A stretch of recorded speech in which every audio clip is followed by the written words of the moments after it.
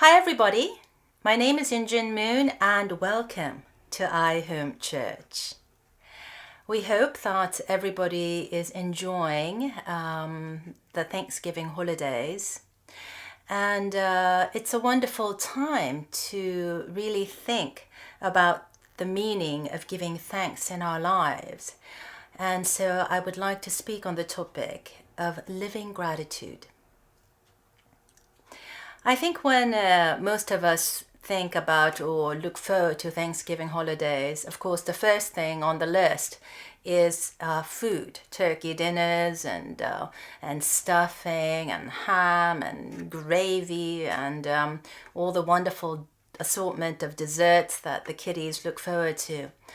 And of course, it's really a time when the family can get together and celebrate a time of Thanksgiving, kind of reliving what our pilgrim fathers were able to do, really giving thanks to God and offering everything to God after a very, very difficult winter where more than half of all the men and women that came to this country perished. And I think for many of us who do have a huge family, like the way we do, it's a wonderful time to kind of catch up on what everybody else is doing. But it also can be a difficult time because a lot of unresolved things that are going on in the family is definitely highlighted when somebody is not there or when somebody is there, and the kind of navigating that is required in huge families can be overwhelming at times. But for those of us who enjoy spending time in the kitchen, slaving away from morning to night in preparation for such a feast, we do it really out of love because we want everybody there who is seated at the dining room table to really partake of our investment of love. And through this wonderful dinner table that is set before the family, we can feel like we're really giving of ourselves through the food in loving our children and loving the special people in our lives. And so for me as a mom who have made countless turkey dinners and who have seen kids grow up truly enjoying this day and enjoying the meal, it just never ceases to amaze me at how wonderful an evening it can be when all things are put aside and we are simply there just enjoying our meal and really giving our thanks to have this opportunity to spend time as a family. And I realized that the importance of having gratitude in our lives is more profound than sometimes we realize, because sometimes in the course of our modern day we think, oh yes, of course we should thank God, we should thank our true parents, we should thank our spouse, we should thank our family, and it's kind of like a la-di-da, one of those things that we do. And sometimes we don't realize how profoundly it affects our mental health, our spiritual health, of course, but also our physical health as well. So people who are in the mode or who are well trained or disciplined in giving thanks on a daily basis, they tend to be, says a lot of professionals in the field of psychology, in the field of just spiritual health and wellness. They cite over and over again how people tend to be happier and healthier, and they tend to live longer, and so on and so forth. And for me, the word gratitude is really important because I feel like it's really kind of my mental state of being that defines what my life is going to be. And learning to be grateful is not something that we walk into without thinking about it. It's not a natural process when it is being held up against the backdrop of life, because life can be extraordinarily difficult. Life can be extraordinarily challenging. There are so many obstacles that we may not understand, and thus the feeling that we are being literally weighed down by the world can be incredibly overwhelming. And so I have been practicing this word each and every day, because this word kind of, as I've said, defines my mental health, but it also kind of inspires me at the same time to be that person of gratitude. I see two words in there in gratitude. I see great attitude. And great attitude is something that comes through years and years of effort and investment and a whole lot of love. But it's kind of interesting how when we decide to live a life of gratitude, incredible things can happen in our lives. Number one, it makes you happier and healthier. And we've heard it time and time again. And we think, oh yeah, well, giving thanks, that's great, that's wonderful. You're positive people, and all you people are just preaching joy and happiness and la-di-da. And we think it's kind of fluffy, and it's not really profound in our lives in that it affects every cell of our being.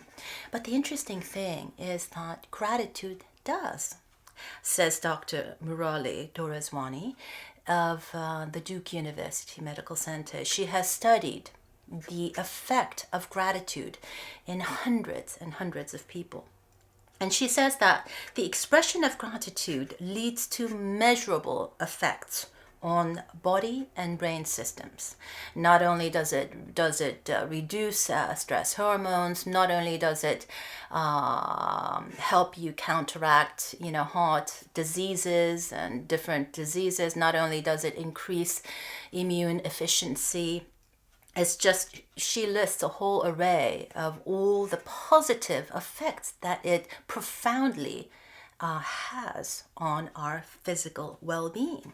And she says not only does a sense of gratitude make us feel better, maybe making us feel fluffy or, like a Disney at times, but she says that expression of gratitude actually makes us get better when we are fighting some kind of disease.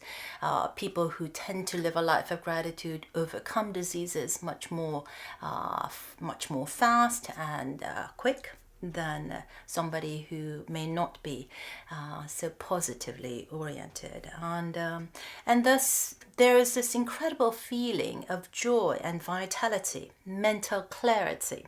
People tend to sleep better. So gratitude is not just a fluffy thing that we toss out as, oh, be joyful, oh, be happy. But it can have a profound impact on our health, especially our physical and our mental health. And number two, the reason why gratitude, a sense of gratitude in our life is incredibly important is that there have been numerous studies done by this doctor, PhD, Dr. Robert Emmons of University of California at Davis, together with Mike McCullough of University of Miami. And they really studied the effect of gratitude on different case studies. And they realized that people tended to take better care of what they appreciate. Therefore, when you have a sense of gratitude in our lives or in your life, you tend to take better care of who you are as a person. People tend to take better care of how we eat, how we sleep, how we take care of our bodies, and because we are being grateful for the life that we have been given, for the food that we have been given, for the roof over our heads that we have been given. So we are appreciating these little things in our life that adds up to be quite monumental. And when we start appreciating things in our expression of gratitude, we realize that we take better care of not only ourselves, but also others in our life. And in later studies, Dr. Emmons noted that people who tend to take a great appreciation with a sense of gratitude in their life not only takes better care of themselves in terms of their health and diet, but they tend to want to be more pro-social in their interaction with other people. A desire to connect, a desire to want to see others do as well as they are doing becomes a natural kind of an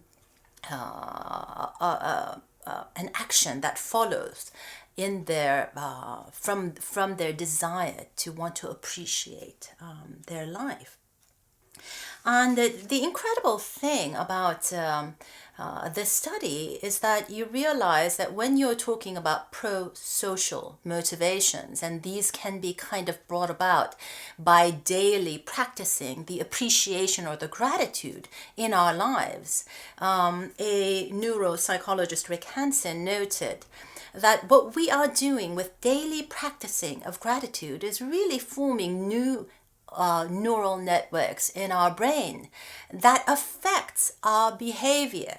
So when we start thinking and expressing ourselves in gratitude and in appreciation, in deep appreciation for who we are and for those that we love around us, it actually changes our behavior. He says, the neurons that fire together wire together. The longer the neurons fire, the more of them that fire, and the more intensely they fire, the more they are going to wire that inner strength. And that inner strength is what we're going for, because it's that inner strength that is happiness, gratitude, feeling confident, feeling successful, feeling loved and lovable. So when we are grateful for the things in our lives, when we appreciate who we are and all the people around us in our lives, we have this feeling of happiness, gratitude. We feel more confident. We have this incredible feeling that the world is our oyster. We feel more successful. And that feeling of success and confidence kind of propels us to want to love and to be loved, to be more pro-social in our motivation. And so again, Dr. Rick Hansen stresses that what goes on in the brain, how we start off our day, how we define our mental framework, as in the case of this morning, gratitude, really affects behavior. So grateful people tend to take better care of themselves. They exercise more. They take more care in what they put into their bodies, which helps the body to overcome stress. You have less stress in your life, and therefore you experience increased immune function. And so all of these things are good. But I know that some of you naysayers might be out there saying, oh, here we go again. Pastor Injun Moon, another sermon on gratitude. I'm sick of gratitude. My life is tough. Do you understand? My life is difficult. And how can I really have a sense of gratitude in a time of loss? Or when I see the world explode like the way it did with the most recent ISIS attack in Paris. I mean, what are you saying to me? Where does gratitude fit into this modern day picture? Well, gratitude, the third point about gratitude in answering that question, is that gratitude teaches us to not take things for granted. When we're grateful for our life, we are reminding ourselves to not take our life for granted. When we remind ourselves to be grateful for our spouse, it reminds us to not take our spouse for granted. When we remind ourselves for our family, it reminds us to not take our family for gratitude. So sometimes sometimes it's kind of like an intervention of sorts. Sometimes it takes a tragedy to realize what we have been taken for granted, the most important things in our life. And contrary to a lot of thinking that difficulty or adversity leads to destructive behavior, actually adversity, as long as we have the right kind of a mental framework, the framework of gratitude, can be an extremely positive thing. Because when we experience tragedy and when we experience adversity, sometimes it really helps us to really reach down deep into the core of who we are and can tap into an incredible empathetic soul that we did not realize that we had. So sometimes in rare instances, adversity can actually boost a sense of gratitude. A lot of studies have been done on the aftermath, on the after effect of the crisis of the 9/11 attacks and the trauma that many people have suffered. But a lot of these studies have noted, interestingly enough, that there was actually a boost in a sense of gratitude after the 9/11 attacks. And the doctor that had many studies on the effects of gratitude in people's lives, he reminds us that the first Thanksgiving took place after nearly half of the pilgrims perished in the incredibly extreme winters in New England. And he reminds us that the Thanksgiving became a national holiday in 1863, smack in the middle of the Civil War, one of the bloodiest and one of the most difficult wars, brothers fighting against brothers, families fighting against families, that literally tore this great country of America apart. And Thanksgiving moved to its current date in 1930s, following the Depression. So in spite of all of these traumatic experiences, depression, the Civil War, nearly half of the pilgrims being lost after the first winter, the sense of gratitude marches on and in fact gains momentum, because we realize that we have to, in times of difficulty, really reach deep within our souls to the core of who we are to keep marching forward and keep progressing in order for our world to be a better place. So Dr. Emmons says that in the face of demoralization, gratitude has the power to energize. In the face of brokenness, gratitude has the power to heal. In the face of despair, gratitude has the power to bring hope.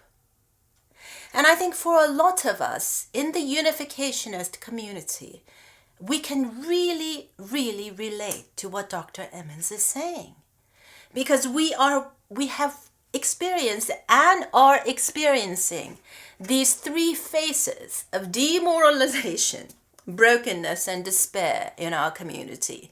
We've been through a lot since our true Father's ascension. And I think to a lot of people, it looks as if our church is falling apart, things are running amok, it's being torn into shreds, and the kind of voices that we thought we would never hear, we are hearing it loud and clear. So in the face of brokenness, in the face of demoralization, in the face of despair, Dr. Emmons is reminding us to maintain this mental framework of gratitude.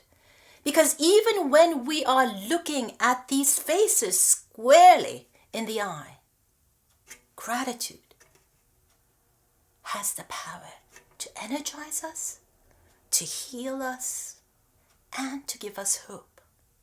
And that's what we need to concentrate as we move forward each day. And, some people are saying, well, okay, Pastor Injun Moon, well then, if you are talking about moving forward, well then how do we take the first step?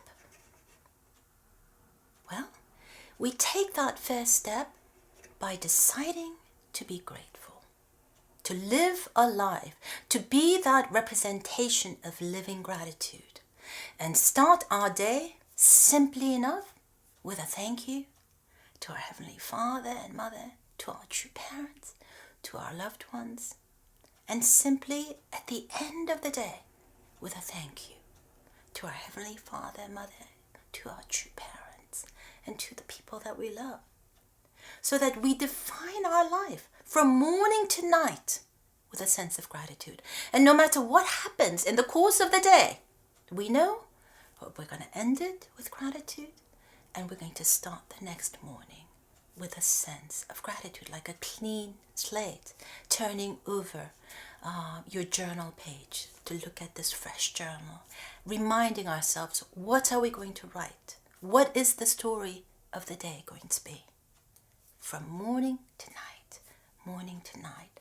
And that's how we discipline our bodies, our minds, and to really kind of create this incredible framework. And when we have this framework solidly in our lives, we can overcome any difficulty. And so if I were to say to you, we are going through and we are riding through some incredible storms in our boat on this open sea. And yes, things are difficult. Yes, things are pulled to incredible extremes. But when we remind ourselves and we start from the most important things in life, which is God and our true parents, and a reminder of who we are as eternal sons and daughters, then things start falling into place. And I think a lot of us going through difficult times sometimes fall out of feeling grateful because we don't realize how incredible each and every one of us are. We don't realize, or we have forgotten, where we stand in the context of providential history.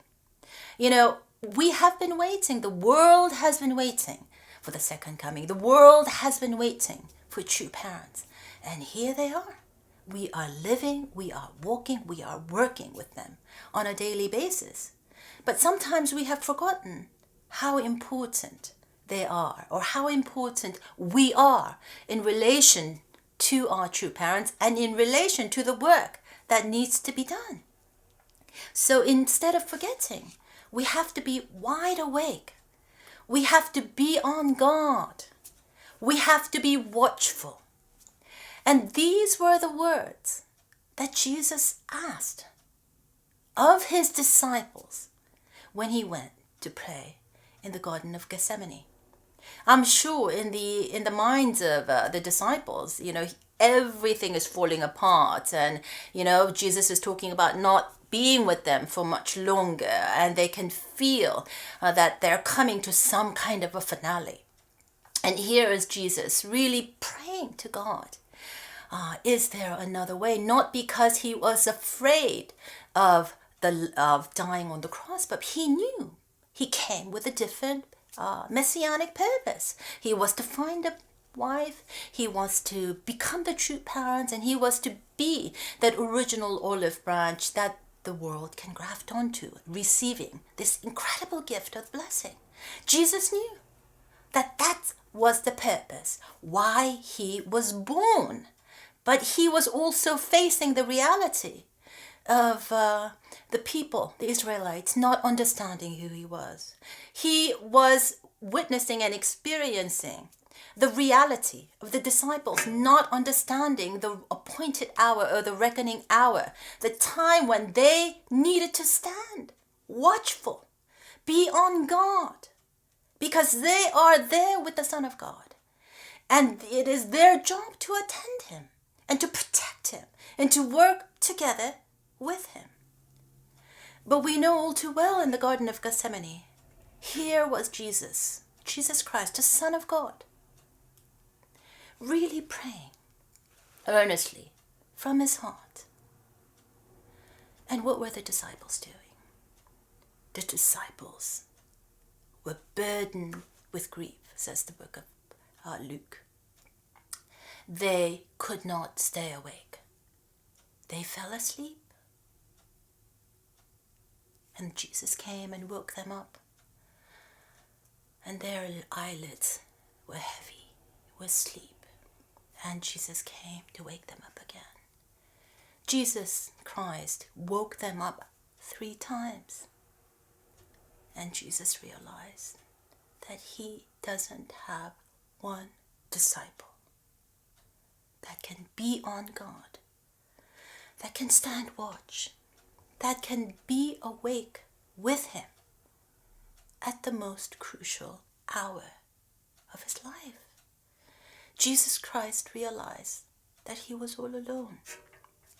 So fast forward 2,000 years. Here we have our true parents. And our true father has ascended, but our true mother is here. And she's got a lot of work to do. Just like the way Jesus Christ had a lot of work to do. But Jesus Christ cannot do it alone. He's got to work together with his disciples to roll out the providence. Fast forward 2,000 years to this modern day, our true mother is facing the same situation. She's got a job to do. She's still got to roll out a lot of the providential work that still needs to be done. But she cannot do it alone. She needs our help. She needs your help. And she needs my help. She needs us to be on guard, to watch and pray, to stay awake and pray. And what is prayer really? My father has taught us many times. Do not pray to God asking God for things. How many men and women, how many souls have prayed to God asking for things?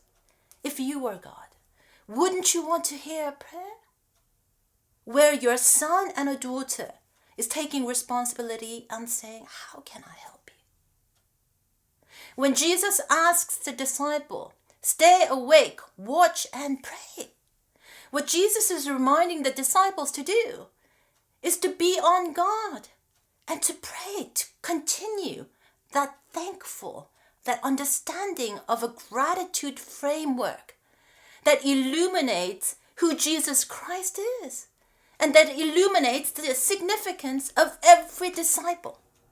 That was Jesus' disciple back then. And the same thing with us. We need to be vigilant in staying awake, not falling asleep because we were burdened by our grief, as it says in Luke chapter 22, verse 45. And what grief are we talking about? We're talking about individual grief. We're talking about individual difficulty. We're talking about our individual resentment. We're talking about all the things that we cannot understand about Jesus, all the things that we cannot understand about true parents. We cannot be burdened by our grief at the most important appointed time, when God is working fervently to unfold providential work through our true parents. We have to be right there. But many of us in our community have fallen asleep. Many of us have fallen asleep not realizing that there stands our true parents praying in the Garden of Gethsemane. Praying because they know that they cannot do this without the support of our community, without the support of blessed children and the first gen that have just struggled on throughout the years. Incredible men and women, incredible heroes of providence. It doesn't matter how far we've come. If we don't complete the journey, we will still be losers in that we weren't able to fulfill what we were supposed to fulfill in really bringing about the victorious end, in really working towards world peace that our true father and our true mother has been fervently working towards. So when you think about all the things that the disciple were not able to do. First of all, I find it incredibly interesting that here is Jesus Christ praying in the Garden of Gethsemane. And then the Garden of Gethsemane is really an olive grove. And we know that Jesus Christ comes as a true olive branch that all the world needs to graft onto. And so the metaphor of Jesus as that true olive branch, standing in this olive grove, and that is where Jesus is taken away to be crucified. Well, we got to think about this very, very clearly, because here in our lives, our true parents are that original olive branch that we all need to graft onto. And so are we going to let the world crucify them as we fall asleep, as we rest, as our eyelids are heavily burdened with grief? These are the questions that we need to think about. And these are the reasons why we have to maintain a sense of gratitude. Otherwise, everything will fall apart. When you look at the disciples, you realize that they were missing the boat 2,000 years ago. Gratitude was missing. Because if they truly understood that they were attending the Son of God in the Garden of Gethsemane, during the reckoning hour, when they needed to be right there with Jesus, protecting Jesus, standing with Jesus, if they really knew, how can you be falling asleep? That would be like if you were hired as a White House security. And here is the President and First Lady of the great country of the United States. And your job is to protect the President and the President's family. And that would be as if something incredible, humongous crisis is taking place at the White House. And the White House is under attack. And you are there standing in front of your guard booth, and your job is to protect the President of the United States. And what the disciples did 2,000 years ago would be like you falling asleep in the middle of this crisis, or you being so overburdened with your own grief that we forget where we are, we forget who we are, we forget how significant we are in protecting the President or in protecting the first family. And that's what the disciples did. They were missing the boat because their gratitude, their mental framework was missing. Instead of being a disciple who were truly, truly joyful in their heart, in that they could be that son attending Jesus on a daily basis, they were burdened with grief.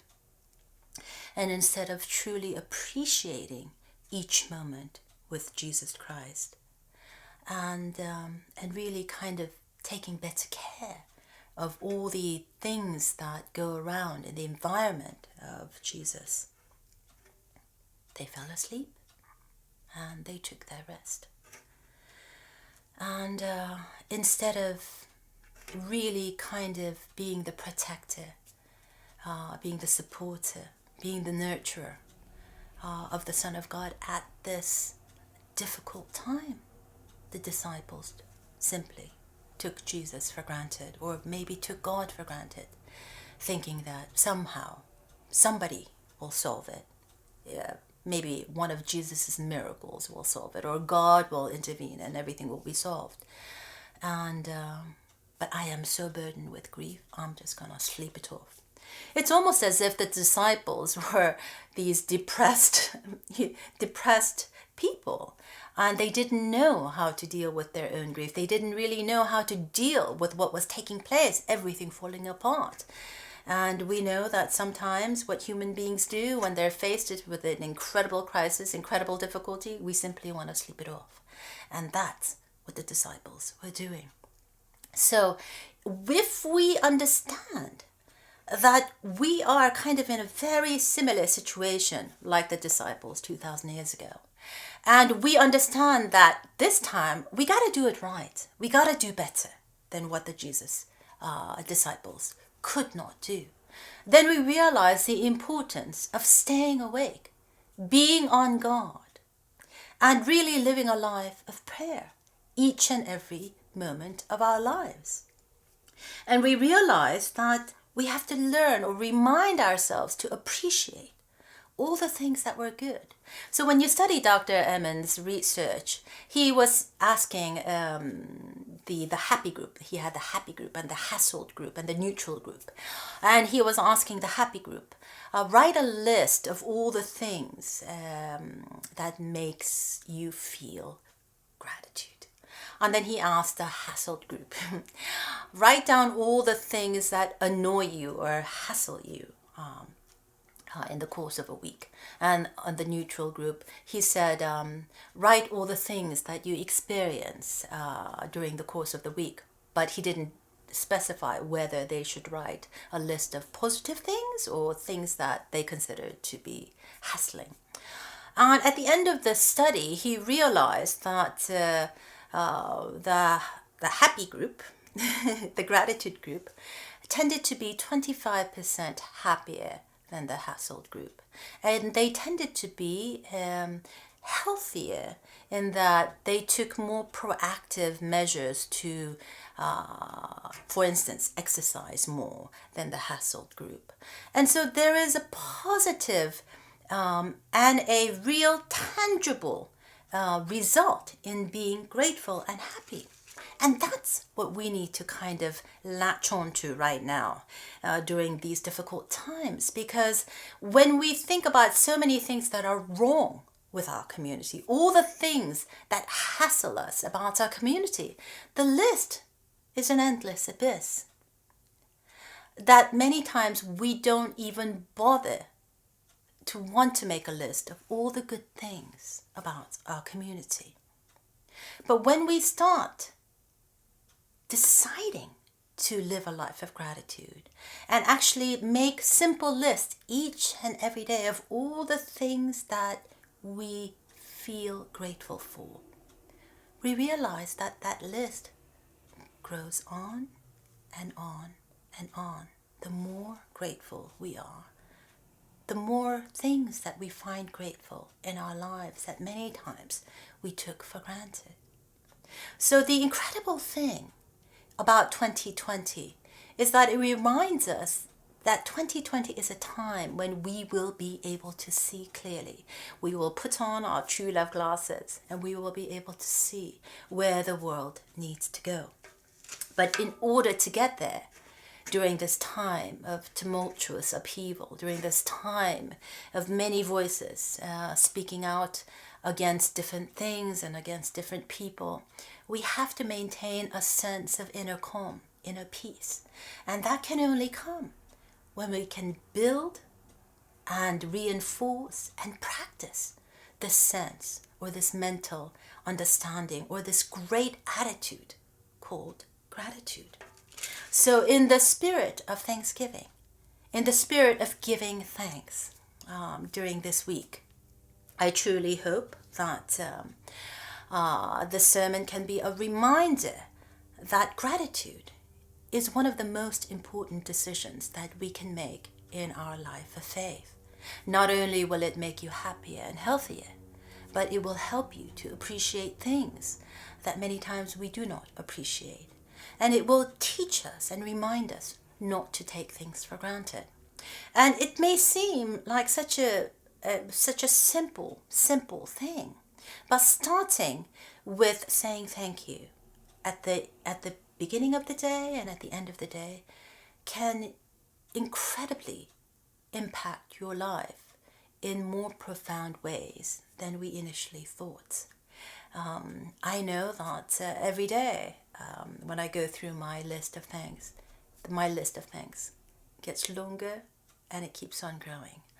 And it makes me feel incredibly blessed to be alive, incredibly blessed to be living at the time of our true parents. And from my point of view, to be able to call them not just true parents, but mom and dad is an incredible blessing to start with. and to have an incredible husband that is my best friend and a co-journeyer on this thing called life, and to have such beautiful children, beautiful healthy children, just to start off with, is an incredible blessing. So as we say a prayer to our Heavenly Parent and to true parents and to all the world, and really pray for world peace as we work towards it, let us make that most important decision each and every day to live a life of gratitude, to be that peace ambassador, to be that living gratitude.